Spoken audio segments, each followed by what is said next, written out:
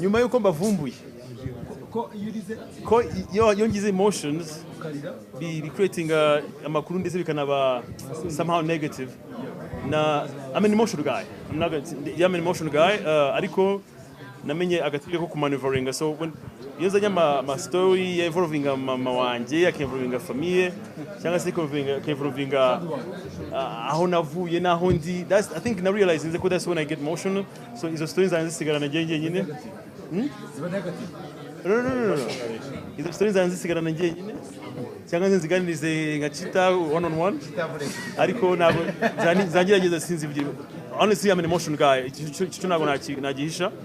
But remember, I'm an emotional guy, but I'm a very strong guy too. Like, you know, being emotional doesn't mean you're weak. You know, it doesn't mean you are weak.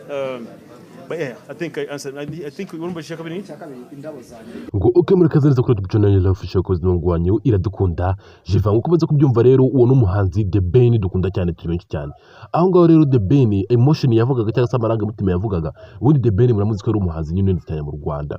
Rimwe na rimwe nyine hari igihe avuga story yiwe akarira. Undi arabanza bazwi kurira cyane cyane akarira amarira akamanuka, kandi ubundi umuntu w'umugabo ikirago umugabo amarira atemba ajya mu ndani, ibintu twakuze tubwirwa tuzi nyine. Gusa The Ben ashobora kubwira story akarira amarira akamanuka, cyangwa akakubwira nyine ibintu byabayeho kera, cyangwa akakubwira n'ukuntu yumvisha ibintu byagenze nyine akarira. Iyo arize rero abantu babikoresha bamuserereza, abamwanga abafana Bruce Melody, abamwanga nyine babikoresha akavuga ati kumbe dore The Ben yarize, ubundi nta mugabo ugomba kurira pe. Ubwo rero aha ngaha niho The Ben yakubwiye abanyamakuru Rwanda narababonye, sinzongera kugaragaza amaranga mutima yanjye, nimba ari ibyo nzajya mbigumana cyangwa se ninabivuga mbikoye na Twitter face to face nyine, cyangwa undi muntu Irene face to face nyine, apana kugenda ngo mbabwire abanyamakuru ibintu byanjye gutya ndirire mu ruhame. Narababonye muri abantu babi, muri abagome.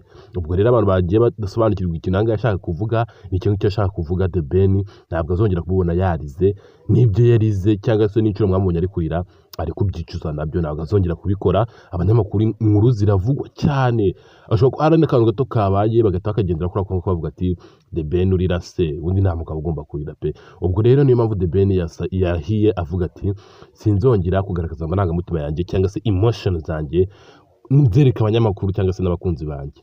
Ubwo rero abantu batabasobanukiwe nizeye ko basobanukiwe. Niba mu ngwanye dukunda Jiva cyo ndaje mbere kana kandi ka video. Thank you.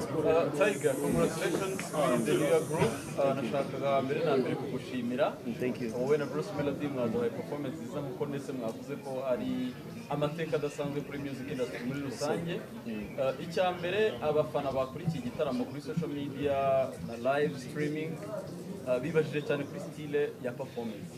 Bavuga ko ugomba kuririmba full live, ariko twumvishemo harimo ama vocals n'indirimbo ziri original. Style we ntabwo